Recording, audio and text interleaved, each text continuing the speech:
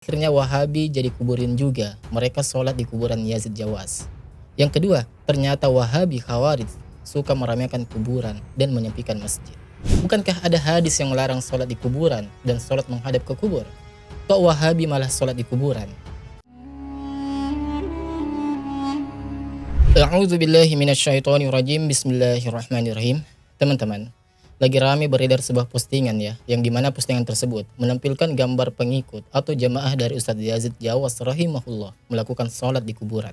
Dan hal ini pun ya dicap oleh yang memposting dengan caption, ternyata Salafi juga kuburiyun, ya ibadah di kubur, nyembah kuburan.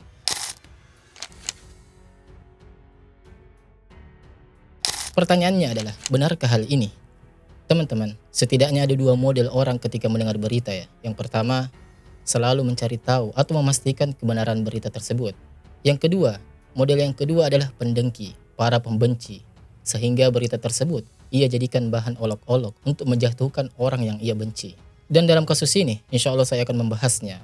Dan hal ini terkait Ustaz Zuna Yazid rahimahullah, yang kemarin ramai ya manusia yang menyolatkan beliau setelah beliau dimakamkan. Setelah viral gambar video proses pemakaman Al-Ustadz Yazid Jawas rahimahullah, maka para pembenci beliau ya sepertinya tidak senang dengan hal tersebut. Ya seperti biasanya ya, mereka mencari celah untuk mengobarkan api-api fitnah. Dan fitnah yang tersebar lumayan banyak teman-teman. Fitnah tersebut akan saya bahas dua di antaranya adalah sebagai berikut. Yang pertama, mereka mengatakan akhirnya Wahabi jadi kuburin juga, mereka sholat di kuburan Yazid Jawas. Yang kedua, ternyata Wahabi Khawarij suka meramaikan kuburan dan menyepikan masjid. Ya munculnya dua fitnah ini ya karena mereka melihat gambar-gambar orang-orang yang sedang menyolatkan Ustadz Yazid rahimahullah setelah beliau dikebumikan ya, sehingga bagi mereka ini tidak ada bedanya dengan mereka yang juga sering disebut kuburiyun, yang suka meninggikan kubur, ngalap berkah ya di batu nisan, mencipok makam kiai dan seterusnya. Bagi mereka tidak ada bedanya antara Wahabi dengan kuburiyun, sama-sama sholat di kuburan. Padahal itu dilarang dan sama saja menyembah namanya. Baik teman-teman ya, saya akan menjawabnya di sini. Hadakumullah. Kalian wahai para pengekor hawa nafsu ya. Kalian tidak henti-hentinya menyebar fitnah di kalangan manusia diakibatkan oleh kebencian kalian terhadap dakwah salaf. Kalian seolah-olah berada di atas kebenaran, padahal kalian baru saja membuat fitnah yang amat besar. Setiap hujatan dan fitnah kalian tidak berdasar sedikit pun, hanya berasumsi-asumsi tanpa bukti, yang tentu hal ini dapat memprovokasi umat Islam. Apa yang kalian sering kerjakan itu tidak seperti yang Salafiyin lakukan. Adapun sholatnya jamaah di pemakaman Ustadz Yazid bin Abdul Qadir Jawas rahimahullah kemarin, itu adalah sholat jenazah yang dilakukan oleh jamaah yang belum sempat mensolati beliau. Jadi kesimpulannya teman-teman, sholat tersebut adalah sholat jenazah, bukan sholat untuk ngalap berkah, cium-cium nisan, ngambil tanah kubur, apalagi minta syafaat. Adapun kalian, ya bersama oknum-oknum kiai kalian, oknum habaib kalian, malah sholat dan sujud mengarah ke kubur wali-wali. Bahkan tak jarang diantaranya, kalian ada yang meminta keselamatan, berkah, dan kelapangan ke kubur-kubur orang yang soleh. Itukah yang kalian anggap sama, wahai manusia-manusia yang merasa paling ahlus sunnah wal jamaah?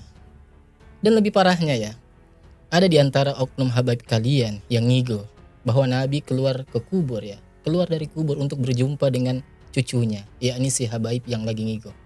Kalau ngigo sih mungkin ya kami maklumi, kan lagi ngigo ya, jadi nggak sadar alias ngantuk. Itu yang pertama. Baik, adapun yang kedua, tentang syubhat kalian yang mengatakan, bukankah ada hadis yang melarang sholat di kuburan dan sholat menghadap ke kubur?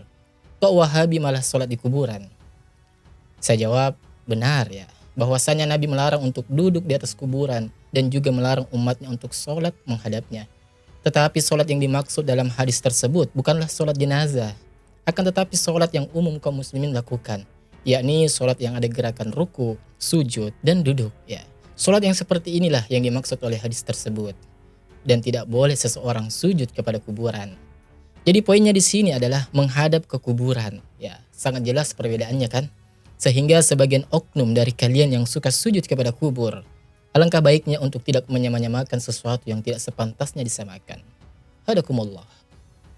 Baik teman-teman, adapun yang ketiga, dalil akan bolehnya sholat jenazah di kuburan apabila belum sempat mensolatinya sebelum mayat dikebumikan adalah hadis dari Abu Hurairah radhiyallahu an. Beliau berkata bahwasanya seorang laki-laki atau wanita yang paling hitam kulitnya dahulu ya menjadi tukang sapu masjid. Kemudian dia meninggal dunia dan Nabi SAW tidak mengetahui tentang kematiannya. Suatu hari beliau teringat tentang orang tersebut. Maka beliau bersabda, apa yang telah terjadi dengan orang itu? Maka para sahabat menjawab, dia telah meninggal wahai Rasulullah.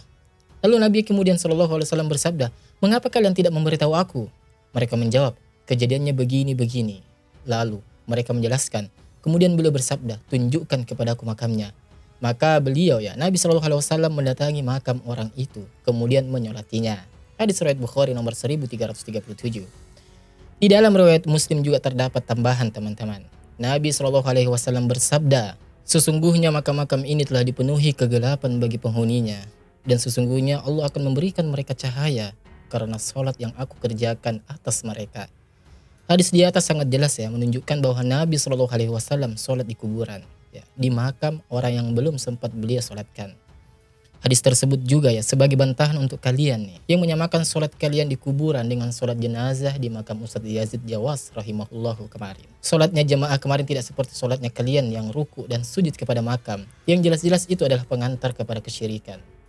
Semoga Allah memberi hidayah kepada kita semuanya Jadi kesimpulannya teman-teman, yang pertama adalah sholat jenazah bagi seseorang di kuburan diperbolehkan berdasarkan hadis-hadis yang telah disebutkan dengan kondisinya apabila belum sempat menyolatinya sebelum dikebumikan, maka boleh sholat di sisi makamnya. Ada pula pendapat yang membolehkan sholat jenazah lebih dari satu kali tetapi ini adalah pendapat yang lemah, wallahu alam. Kemudian yang kedua, sholat yang dilarang oleh hadis. Rasulullah SAW bersabda, janganlah kalian duduk di atas makam atau kuburan, dan jangan pula kalian sholat dengan menghadap ke arahnya. Hadis riwayat Muslim nomor 972. Maksudnya ini adalah sholat yang umum dikerjakan seperti sholat 5 waktu, sholat sunnah rawatib dan semisalnya. Maka inilah yang terlarang, karena otomatis seseorang itu akan ruku dan sujud menghadap ke kuburan, dan itu merupakan wasilah yang akan menghantarkan kepada kesyirikan. Waliyauzubillah. Tidak ada kontradiksi antara hadis sholatnya Nabi di kuburan dengan hadis larangan sholat menghadap ke kuburan. Karena yang dimaksud oleh hadis larangan tersebut adalah sholat yang ada ruku dan sujudnya. Adapun sholat jenazah tidak punya ruku dan sujud, sehingga itu perlu dibedakan. Itu pun sudah dibedakan dengan adanya hadis-hadis sahih yang menerangkan bahwa Nabi SAW sholat jenazah di kuburan. Semoga video ini sudah cukup meruntuhkan fitnah para pengekor hawa nafsu yang sengaja memercikkan api-api fitnah ke tengah-tengah kaum muslimin.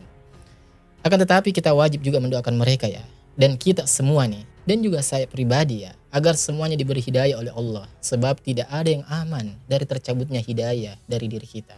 Maka mintalah hidayah kepadanya setiap saat dan setiap waktu. Ketika kebenaran itu disampaikan, maka setidaknya ada dua reaksi yang akan kita dapatkan teman-teman. Yang pertama, seseorang yang cerdas akan merenung, dan seseorang yang tidak akan tersinggung. Wallahu a'lam bishawab. Wassalamualaikum warahmatullahi wabarakatuh. Barakallahu fiikum.